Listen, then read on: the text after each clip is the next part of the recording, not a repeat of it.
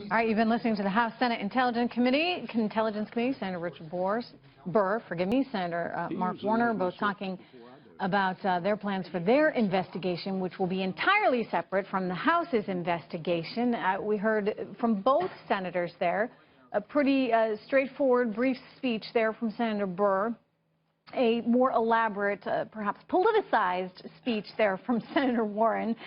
The Democrats have a lot at stake here, and in some ways may be getting the upper hand of the story, so to speak, because there are a lot of Americans out there, you want to talk fake news, that somehow think that Russia may have hacked some of these voting machines across the country and therefore stolen the election.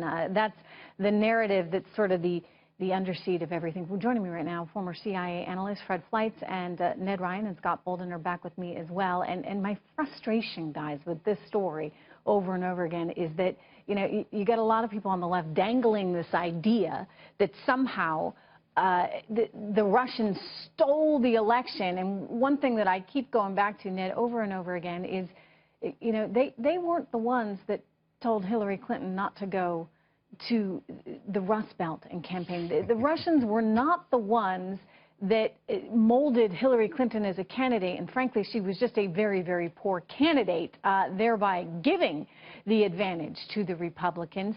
But yet, you know, to hear some of these Democrats speak right now, Ned, it seems as though the Russians may have had a very big hand in what happened. What do you think is really at stake here from sort of a narrative standpoint? This is one of my concerns, that the White House, Republicans on the Hill, first of all, they've got to start thinking about winning the daily narrative battle. And you're right. I mean, listening to this press conference, you would have thought, oh, my gosh, the Russians got into voting machines. They totally manipulated the elections.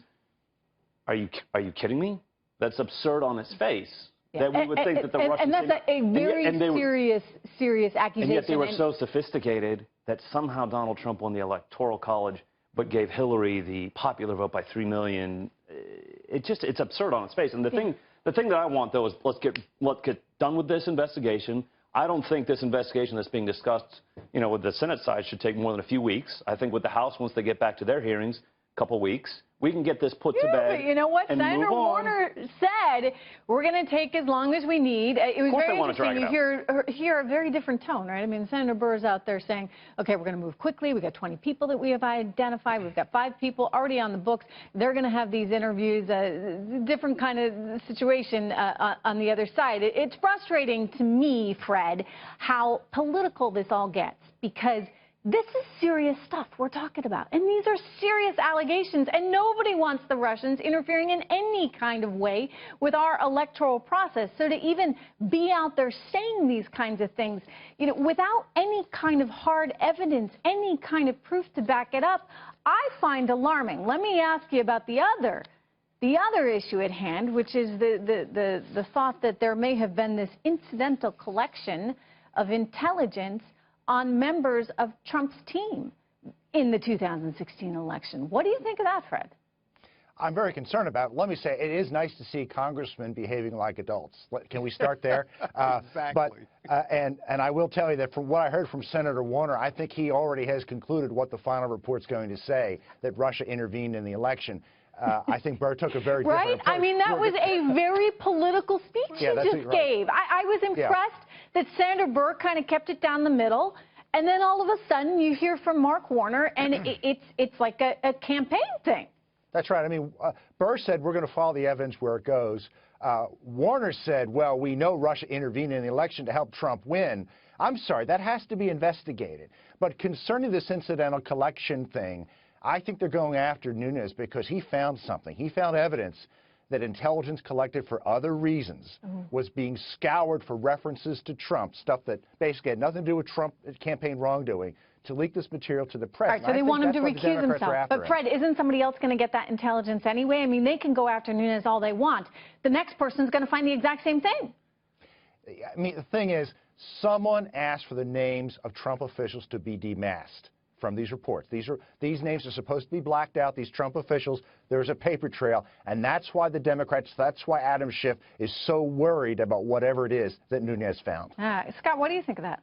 Well, let me just say this. I don't know what press conference you all were listening to, but I don't think I heard anybody say that Russia had tapped into voting machines and changed the election. No. I don't say that, and others Scott, don't let me say that clarify either. something. No, nobody's saying that. The problem is your average American out there, that's what they think. Yeah, That's what they think because you keep saying, Russia hacked our election system. Russia manipulated our system so that Russia got Trump elected. And what people infer from that is that somehow there were some real bad practices that occurred. And the only thing, you know, a logical person sort of interprets when they see that kind of, or if they hear that kind of headline, is that somehow Russia really and truly manipulated things in a way that they could not have possibly done. Well, they certainly shouldn't think that, and I don't think Democrats or Republicans think that, simply because it is the intelligence community that has said exactly what Mark Warner said. It wasn't Mark Warner making a political speech. You have intelligence and the FBI saying that much. That doesn't mean they hacked into voting machines, and I haven't said that. Here's the deal.